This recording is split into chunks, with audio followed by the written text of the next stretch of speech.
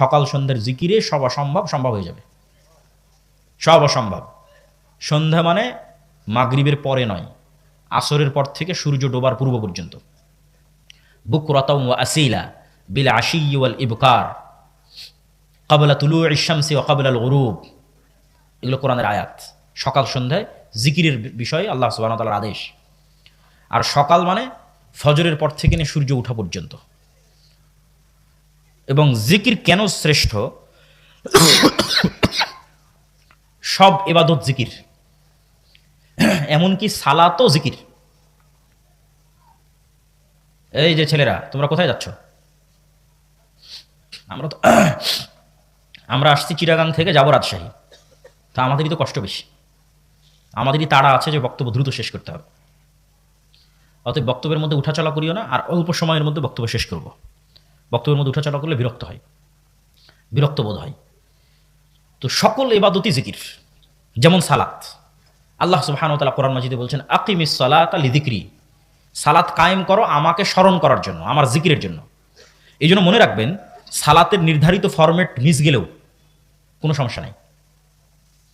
মানে আপনি এখন অসুস্থ, দাঁড়িয়ে সালাত আদায় করতে পারছেন না, তো বসে করেন। বসে পারছেন না তো শুয়ে করেন। প্যারালাইজড অবস্থায় আছে, আপনার হাত পা কিচ্ছু নড়ে না, তো কিচ্ছু নড়া লাগবে না। আল্লাহকে স্মরণ করার জন্য আবার কি নড়া লাগে? আল্লাহকে স্মরণ করার জন্য কালব আর ব্রেন ঠিক থাকলেই হয়। উজুর পানি নাই, নাই। তায়াম্মুমের মাটি নাই, নাই। কেবলা চিনেন না, চিনেন না। আবু গারিব কারাগারে কাপড় নাই, উলঙ্গ অবস্থায় আছেন, তো নাই। সালাতের মূল উদ্দেশ্য কি? আল্লাহ বলছেন আকিমিস সালাতা লিযিকরি। সালাতের মূল উদ্দেশ্য হচ্ছে তোমার কালবকে দিনে রাতে 24 ঘন্টায় অন্তত 5 বার আল্লাহকে স্মরণ করতে হবে। তো স্মরণ করতে তোমার কিচ্ছু লাগবে না। তাহলে কি দিয়ে তুমি বলবা যে, কোন অজুহাত দিয়ে তুমি বলবা যে আমি সালাত আদায় করবো না? কোনো অজুহাতই নাই। যতক্ষণ জ্ঞান আছে ততক্ষণ সালাত আছে, যতক্ষণ সজাগ আছে তখন সালাত আছে। তাতে যদি সব বাদ যায়, সব বাদ যায়, কোনো সমস্যা নেই। কেবলা বাদ গেছে জানি না, অজু করার জায়গা নাই, তায়াম্মুম করার জায়গা নাই, কাপড় অপবিত্র, পবিত্র করার কাপড় নাই, সব কোনো দরকার নাই, কোনো কিছুর দরকার নাই। যেটা যেটা পারতেছে না সব বাদ, কিন্তু সালাত চলবে। কেন? সালাতের মূল উদ্দেশ্য হচ্ছে তোমার কালবকে দিনে রাতে 5 বার আল্লাহকে স্মরণ করতে হবে। আকিমিস সালাতা লিযিকরি। এই জন্য সালাতের কোনো মাফ নাই, অন্তত 5 ওয়াক্ত সালাতের কোনো মাফ নাই। কেন? কোনো অজুহাত নাই মাফ দেওয়ার। এটা ছাড়া যে আল্লাহ আমি অজ্ঞান ছিলাম, এটা ছাড়া যে আল্লাহ আমি মারা গেছি, এটা ছাড়া যে আল্লাহ আমি পাগল হয়ে গেছি, এটা ছাড়া যে আল্লাহ আমি ঘুমন্ত ছিলাম, আর কোনো অজুহাত নাই। কাল ঠিক আছে, ব্রেন ঠিক আছে, সালাত চলবে। যে অবস্থায় থাকো চলতে হবে সালাত। এটাই সালাতের মূল উদ্দেশ্য। আকিমিস সালাতা লিযিকরি। এই জন্য সালাতের শুরু থেকে নিয়ে শেষ পর্যন্ত জিকিরই বেশি আছে, দোয়া কম আছে। আজান জিকির, ইকামাত জিকির। আল্লাহু আকবার বলে সালাত শুরু হলো, এই আল্লাহু আকবার জিকির। সূরা ফাতিহা পড়লাম, কোরআনের অন্য একটা সূরা পড়লাম, এটা সর্বশ্রেষ্ঠ জিকির। কেন? এটা আল্লাহর বাণী। সামি আল্লাহু লিমান হামিদা বলে রব্বানা লাকাল হামদু বললাম, আল্লাহর প্রশংসা করলাম, এটা জিকির, এখানেও দোয়া নাই। আল্লাহু আকবার বলে রুকুতে গেলাম, সুবহান রাব্বিয়াল আযীম, ওটাও জিকির, তাসবিহ, ওখানেও দোয়া নাই। আল্লাহু আকবার বলে সিজদায় গেলাম, সুবহান রাব্বিয়াল আলা, ওখানেও জিকির, আল্লাহর তাসবিহ, দোয়া নাই। দোয়া একদম সালাম ফেরার পূর্ব মুহূর্তে আছে। বাকি পুরো সালাত জিকিরের বিভিন্ন পার্ট দিয়ে পূর্ণ করা আছে। জিকিরের বিভিন্ন পার্ট, দাঁড়ানো অবস্থায় কোরআন তেলাওয়াতের জিকির, রুকু এবং সিজদা অবস্থায় তাসবিহের জিকির, আর একদম সালাম ফেরানোর পূর্বে দোয়া। তো আমরা বলছিলাম দুটো জিনিস দিয়ে আল্লাহ সাহায্য পাওয়া যায়, সালাত এবং জিকির। রাতের সালাত এবং সকাল সন্ধ্যার জিকির। এবং জিকির কেন পাওয়ারফুল, আওয়াজ কেন পাওয়ারফুল, সাউন্ড কেন পাওয়ারফুল, সেটা আমরা বিস্তারিত তুলে ধরেছি। ওইটা যে একবার বুঝবে তার জন্য এটা বোঝা সহজ হবে যে জিকির কেন পাওয়ারফুল। কেন আল্লাহ বললেন সুবহানাল্লাযী সাখখারা লানা হাযা ওয়া মা কুন্না লাহু মুকরিনিন। বিমানে উঠছি আর বলছি এই বিমানকে আল্লাহ আমার অধীনস্থ করেছে। কেমনে সম্ভব? এই জিনিসগুলো যে গভীরভাবে স্টাডি করবে সে বুঝবে যে এটা কেমনে সম্ভব।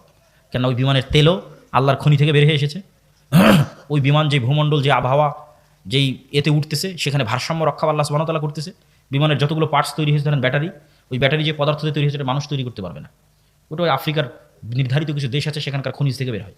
তাহলে কোনো একটা পার্টস মানুষ নিজে শূন্য থেকে বের করতে পারবে না। সব আল্লাহর বিভিন্ন জিনিসকে ব্যবহার করে, রিফাইন করে করে এক জায়গায় একত্রিত করা হয়েছে। তাহলে ওই প্রত্যেকটা জিনিস আল্লাহ তাসবিহ পাঠ করতেছে। ওই তেল যখন খনিতে ছিল তখনও তাসবিহ পাঠ করেছে, এখন বিমানে এসে যুক্ত হয়েছে তখনও তাসবিহ পাঠ করতেছে। এই গাছ যখন, এই চেয়ার যখন গাছে ছিল তখনও তাসবিহ পাঠ করেছে, এখন কেটে চেয়ার বানানো হয়েছে এখনও তাসবিহ পাঠ করতেছে। ওই গদিতে, বিমানের গদিতে যে তুলা আছে, ওই তুলা যখন গাছে ছিল তখনও তাসবিহ পাঠ করতেছে, ওখানেও তাসবিহ পাঠ করতেছে। এগুলো সব আল্লাহর নিয়ন্ত্রণে। এবং আমিও যে তাসবিহ পাঠ করতেছি সেগুলো ওরা বুঝে।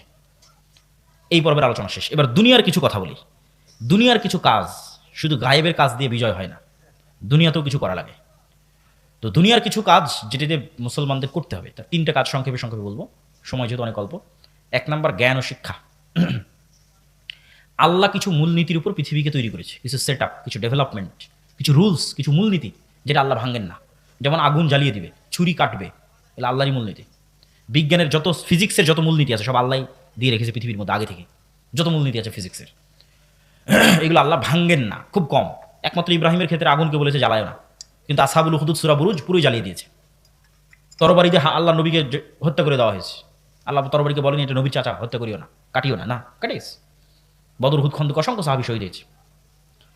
তো পৃথিবীর মূলনীতিতে নেতা হওয়ার যে বাটন, যেটা আল্লাহ দিয়ে রেখেছে পৃথিবীর মধ্যে আল্লাহ এটা ইনস্টল করে দিয়ে রেখেছে। যে পৃথিবীর মূলনীতি হচ্ছে যে জ্ঞানী হবে সে নেতা হবে, যে জ্ঞানী হবে সে শক্তিশালী হবে। মোবাইলের একটা বাটনে চাপ দিলে যেমন লাইট জ্বলতেছে, ওরকম জ্ঞানের বাটনে যে চাপ দিবে সে নেতা হবে। কারণ জ্ঞানের বাটনে ইহুদি চাপ দিল কি খ্রিস্টান, এটা আল্লাহ দেখবেন না। আল্লাহ এটা দেখবেন না যে শরীফপুর জামালপুরের কিছু মদখোর, জুয়াখোর, গাঞ্জাখোর, বিড়িখোর, সিগারেটখোর, জামালপুরের কিছু মানুষ free fire, PUBG, Facebook, YouTube, Twitter, IPL, BPL, online betting, জুয়া, এগুলো সময় নষ্টের রাস্তায় আছে। এরা আমার কিছু মুসলমান বান্দা। আর ওইদিকে ইউরোপ আমেরিকায় কিছু মানুষ, তারা খ্রিস্টান এবং ইহুদি, তারা জ্ঞান অর্জনের রাস্তায় আছে। তো আল্লাহ এসে বলবে না এই ইহুদি খ্রিস্টান তোরা থাম, তোরা যতই জ্ঞান অর্জন করিস তোদের নেতা বানাবো না। আমার কিছু জুয়াখোর আর মদখোর মুসলমান বান্দা আছে, ওদেরকে নেতা বানাবো। এটা আল্লাহ করবেন না, কেন আল্লাহ এভাবে পৃথিবীর মূলনীতি সাজাননি। তাহলে নেতা হতে হলে জ্ঞানের বাটনেই চাপ দিতে হবে, জ্ঞান অর্জন করা ছাড়া কোনো রাস্তা নেই। যেটাতে ইহুদি খ্রিস্টানরা আমাদের চেয়ে অনেক গুণে গিয়ে। ফলত যুবকেরা যদি মনে করে যে আমরা এই করবো সেই করবো, ইসলামের বিজয় দেখতে চাই, মুসলমানদের বিজয় দেখতে চাই, জ্ঞান অর্জন ছাড়া কোনো রাস্তা নাই। মুখের তাকবির দিয়ে, স্লোগান দিয়ে ওই লক্ষ কোটি ভোটারের কোনো দাম নাই। পঙ্গপালের মতো মানুষ তো 36শে জুলাইও রাস্তায় নেমেছিল, এরকম পঙ্গপালের মতো মানুষ আবার ভোটও দিতে যাবে। কিন্তু সারা বাংলাদেশের 16 কোটি মানুষের ভোট এক ব্রাক আর এক প্রথম আলোর সমান হবে না, বুঝলেন? এক ব্রাক আর এক প্রথম আলোর সমান 16 কোটি মানুষের ভোটের দাম নাই। অথবা ব্রাক প্রথম আলোকে ভোটও দিতে যাওয়া লাগে না। ওটাই জ্ঞানের শক্তি, প্রতিষ্ঠানের শক্তি, টাকার শক্তি। 2 নম্বরে আসবো টাকা, অর্থনীতি। অর্থনৈতিক মুক্তি ছাড়া গোলামি থেকে মুক্তি হয় না। এটা আমার এবং আপনার চেয়ে আল্লাহ নবী মুহাম্মদ সাল্লাল্লাহু আলাইহি ওয়াসাল্লাম ভালো বুঝতেন। উনি যখন মক্কা থেকে মদিনায় হিজরত করলেন, তখন পুরো মদিনার টাকা পয়সার কন্ট্রোল ইহুদিদের কাছে ছিল।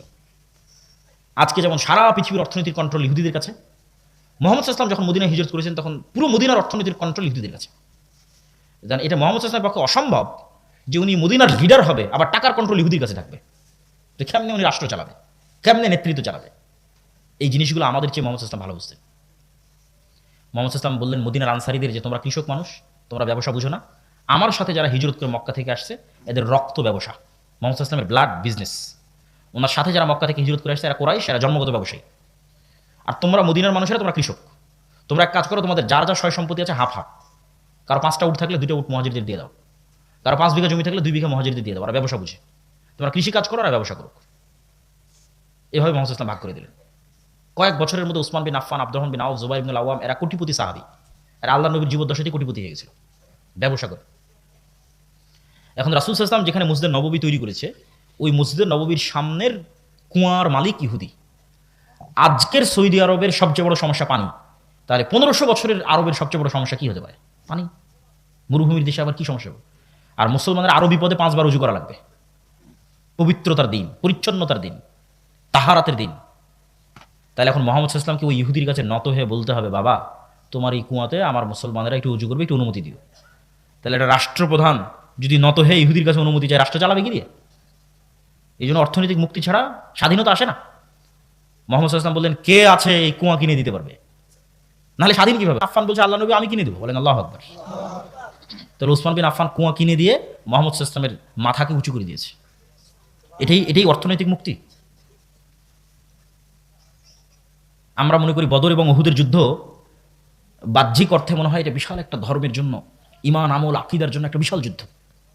কিন্তু ইতিহাস ঘেটে দেখেন বদরের যুদ্ধ 90% অর্থনৈতিক যুদ্ধ, 10% ধর্মের যুদ্ধ হতে পারে অন্তত বদর। কেন আপনাকে উদাহরণ দিয়ে বলি, এখান থেকে কেবলা কোন দিকে? পিছন দিকে কেবলা। পিছন দিকে কেবলা হলে ঠিক আছে, সমস্যা নেই। এই যে আচ্ছা এই চায়ের কাপটা দেখতে পাবেন না, এই যে ফুলের দানি, এইটা হচ্ছে মক্কা, আর এই ফুলের দানি হচ্ছে মদিনা। আর ওই যে লাইট জ্বলতেছে ওইটা হচ্ছে শাম, সিরিয়া। আর স্টেজের ওই পারের জায়গাগুলো কল্পনা করেন লোহিত সাগর, সমুদ্র, অথবা এই পারের জায়গাগুলো লোহিত সাগর, সমুদ্র। আমার সাইডের এই জায়গাগুলো লোহিত সাগর, সমুদ্র। তো এই মক্কার মানুষেরা আজীবনে এই সমুদ্রের ধার দিয়ে ওই সিরিয়াতে যায় ব্যবসা করতে। এই সমুদ্রের সাইডের রাস্তাটা হচ্ছে ব্যবসায়িক রুট।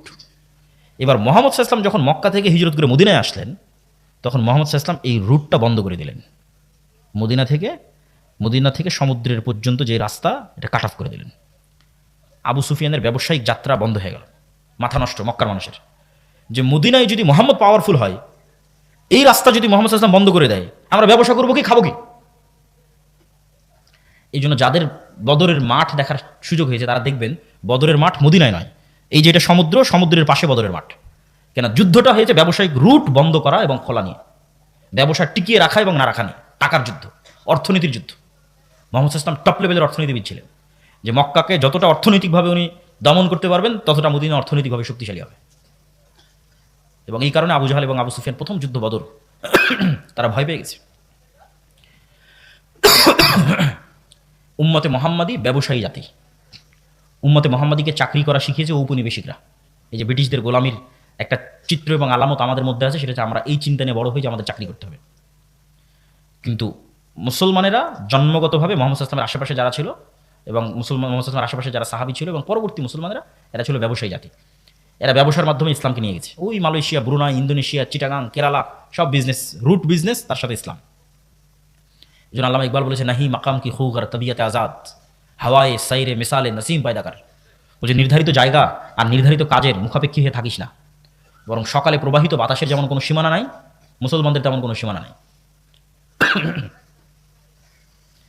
জিন্দা কওমোं का আলামত यही है कि बदलती रहती है सुबह शाम उनकी जिंदगी। বলছে জীবিত জাতি ওরাই, মরেনি ওই সম্প্রদায় যাদের সকাল সন্ধ্যা প্রত্যেক দিন পরিবর্তন হয়।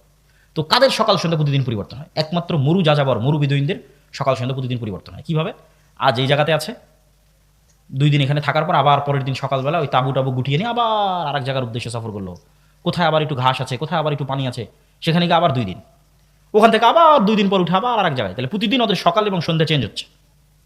আমি প্রতিদিন ঘুম থেকে উঠে অফিসে যাচ্ছি, অফিস থেকে বাড়ি, অফিস থেকে বাড়ি, তাহলে আমার প্রতিদিন সকাল এবং সন্ধ্যার রুটিন সেম।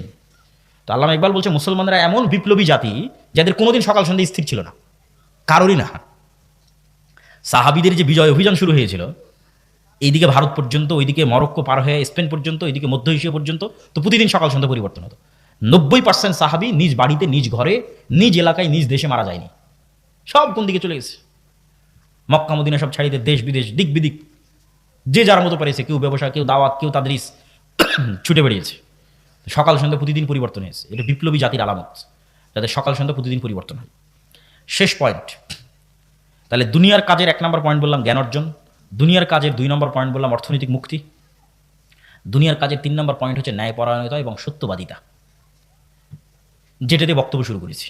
যে বানু ইসরাইলরা মিথ্যা ধোঁকাবাজি 2 নম্বরই শিখেছে গোলামি করতে গিয়ে। আজকে আমরা মুসলমানেরা ওই সেম জায়গায় দাঁড়িয়ে আছি। এমনকি মক্কার কিছু কাফের, কিছু মুশরিকের চেয়ে বর্তমানের অনেক মুসলমান এই দিক থেকে খারাপ। যেমন মক্কার একজন কাফের মুশরিকের নাম আব্দুল মুত্তালিব, মক্কার একজন কাফের মুশরিকের নাম আবু তলেব, মুহাম্মদ সাল্লাল্লাহু আলাইহি ওয়াসাল্লামের চাচা। এই আব্দুল মুত্তালিবে, আবু তলেব কাফের মুশরিক হতে পারে, কিন্তু এদের নামে দুর্নীতির অভিযোগ প্রমাণ করা, এদের নামে টাকা পয়সার তসরুপের অভিযোগ প্রমাণ করা, এদের নামে 2 নম্বরই ধোঁকাবাজি, চালবাজি, লবিং, লিয়াজু, এগুলোর অভিযোগ প্রমাণ করা অসম্ভব। কেন? এরা হচ্ছে ইসমাইলের সন্তান। ইসমাইলের সন্তানেরা কোনোদিন গোলাম ছিল না, আর গোলাম না হলে মানুষ এগুলো শিখে না। এই জন্য মোহাম্মদ সাল্লাল্লাহু আলাইহি ওয়াসাল্লাম এগুলো শিখেনি। মোহাম্মদ সাল্লাল্লাহু আলাইহি ওয়াসাল্লামের দাদাও জানতো না, মোহাম্মদ সাল্লাল্লাহু আলাইহি ওয়াসাল্লামের চাচাও জানতো না, মোহাম্মদ সাল্লাল্লাহু আলাইহি ওয়াসাল্লামও জানতো না। কিন্তু আমরা মুসলমানদের এখন রক্তে রক্তে, রন্ধ্রে রন্ধ্রে ঢুকে গেছে এগুলো। আপনি ইউরোপ আমেরিকা যান, 80%-এর বেশি মুসলমানের সার্টিফিকেট বলেন, ডকুমেন্টস বলেন, কাগজ বলেন, বেনিফিট নেওয়ার সিস্টেম বলেন, চাকরি বলেন, পুরো জীবনটা মিথ্যার উপর দাঁড়িয়ে আছে। হতবাক। ঠিক আমাদের বাংলাদেশের অবস্থাও তাই। এই জন্য আমাদের এমন একটা প্রজন্ম লাগবে, যে প্রজন্ম সত্যবাদিতা এবং ন্যায়পরায়ণতায় অটল থাকবে।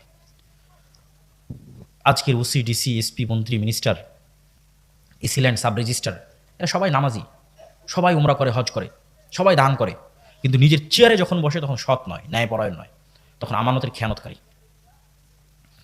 তাহলে চেয়ারে বসে যখন আমানতের খেয়ানত করছে তখন ও মুনাফিক। ও এখনো বুঝিনি ইসলাম কাকে বলে, ও এখনো বুঝিনি ইমান কাকে বলে।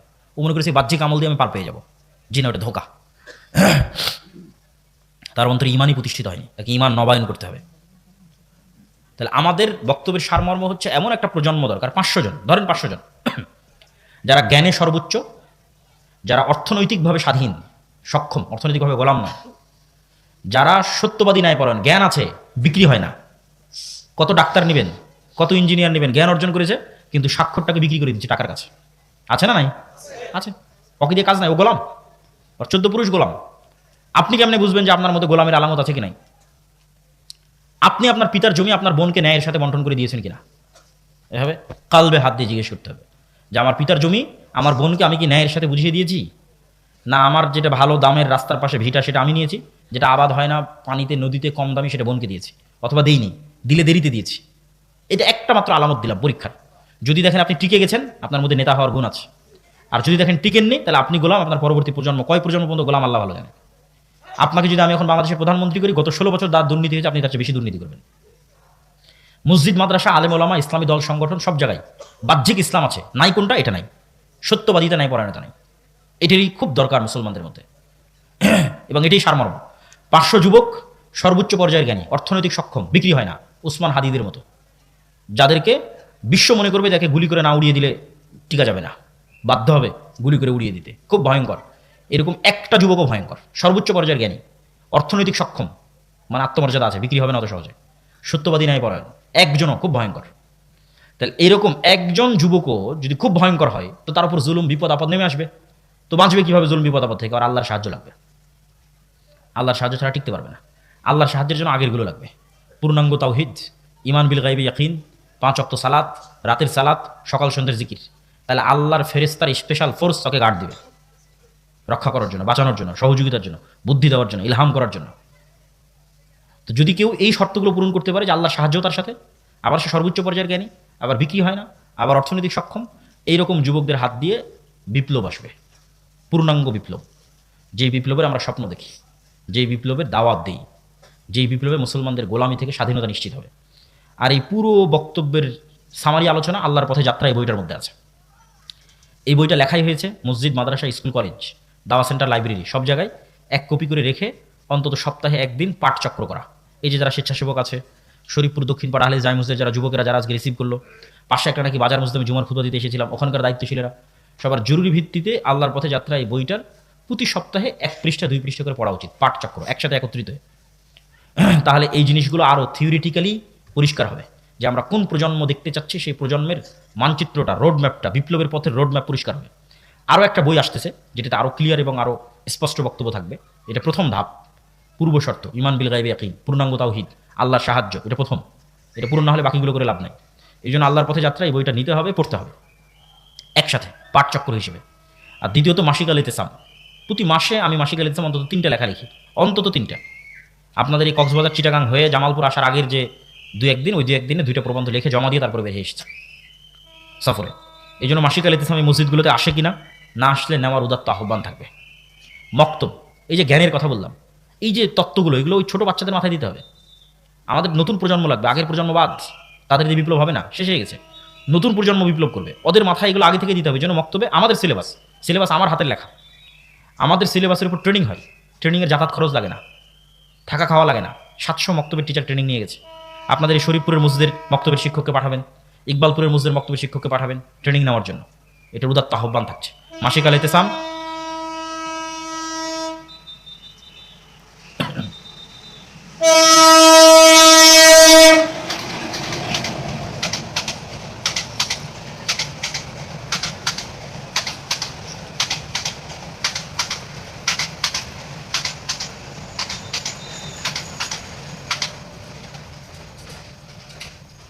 মাসিক আল ইতিসাম, মক্তব, আল্লাহর পথে যাত্রা, এই 3টা আপনাদের কাজ দেওয়া থাকলো।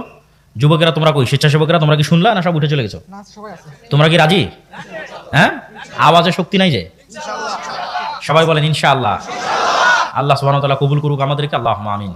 এই মাটি, এই জমিন, এই দেশকে আল্লাহ সুবহানাহু ওয়া তাআলা মুসলমানদের জন্য, মুসলমানদের নেতৃত্ব এবং স্বাধীনতার জন্য কবুল করুক। হইচই করিয়েন না, বক্তব্য শেষ, প্রশ্ন উত্তর আছে, প্রয়োজন থাকে ধীরে উঠে যান। আর যাদের ওরকম জরুরি প্রয়োজনে বসে থাকেন, প্রশ্ন উত্তরটা শেষ করি।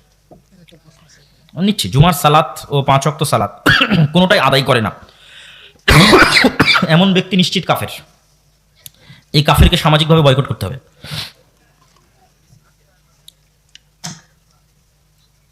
বিড়ি, সিগারেট, গুল, জর্দা, ইত্যাদি নিষেধার দ্রব্য বিক্রেতার নিকট হতে ইমামের জন্য বেতন বাবদ টাকা নেওয়া যাবে কি? জি না, নিশ্চিত হারাম।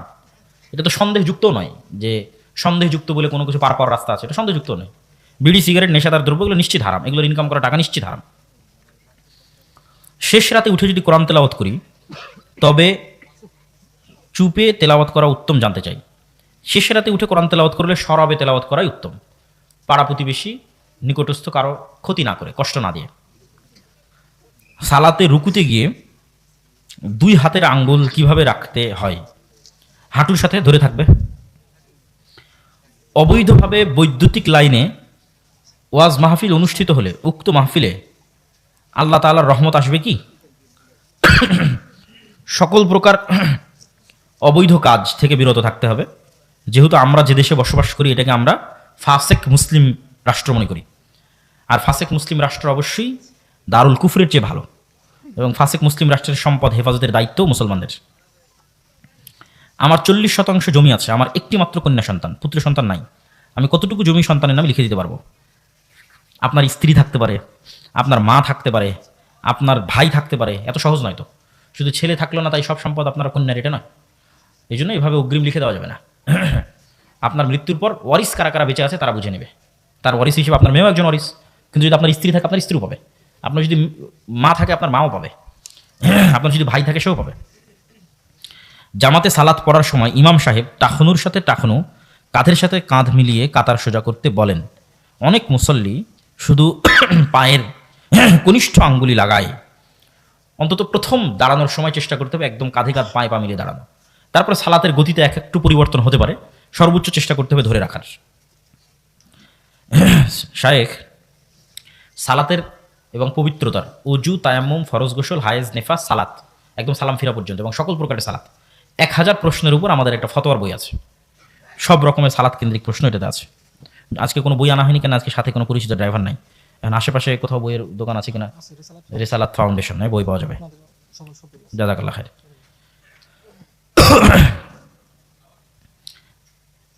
জানাজায় সূরা ফাতিহা পড়ার পক্ষে এবং না পড়ার পক্ষে হাদিস আছে কি? সাহাবীদের পক্ষ থেকে স্পষ্ট বর্ণনা আছে যে রাসূলুল্লাহ সাল্লাল্লাহু আলাইহি ওয়াসাল্লামের সুন্নাত জানাজায় সূরা ফাতিহা পড়া। আর রাসূলুল্লাহ সাল্লাল্লাহু আলাইহি ওয়াসাল্লামের পক্ষ থেকে একটা আম হাদিস আছে যে সূরা ফাতিহা ছাড়া সালাত হয় না। সেই আম হাদিসের ভিত্তিতে আমরা মনে করি সকল সালাতে সূরা ফাতিহা পড়তে হবে। সূর্যগ্রহণের সালাত, চন্দ্রগ্রহণের সালাত, বৃষ্টি প্রার্থনার সালাত, জানাজার সালাত, সালাতুল খৌফ, যত রকমের সালাত হতে পারে। গণতন্ত্র যেখানে শিরকের সাথে জড়িত সেখানে গণতন্ত্র প্রতিষ্ঠাকারীর জন্য দোয়া বা তার মৃত্যুতে শোক পালন করা যাবে কি? সরাসরি কোনো মানুষকে কাফের ফতোয়া দেওয়ার আগে তাকে তাবিল করার সুযোগ দিতে হয়, আত্মপক্ষ সমর্থনের সুযোগ দিতে হয়, ব্যাখ্যা করার সুযোগ দিতে হয়। গণতন্ত্র তার জায়গায় একটা কুফরি মতবাদ। গণতন্ত্রের উদাহরণ বাদ দিয়ে অন্য উদাহরণ দিলে বুঝতে সুবিধা হবে। যেমন বিড়ি, সিগারেট, মদ খাওয়া হারাম, তাহলে বিড়ি, সিগারেট এবং মদ হারাম, এটা তার জায়গায়।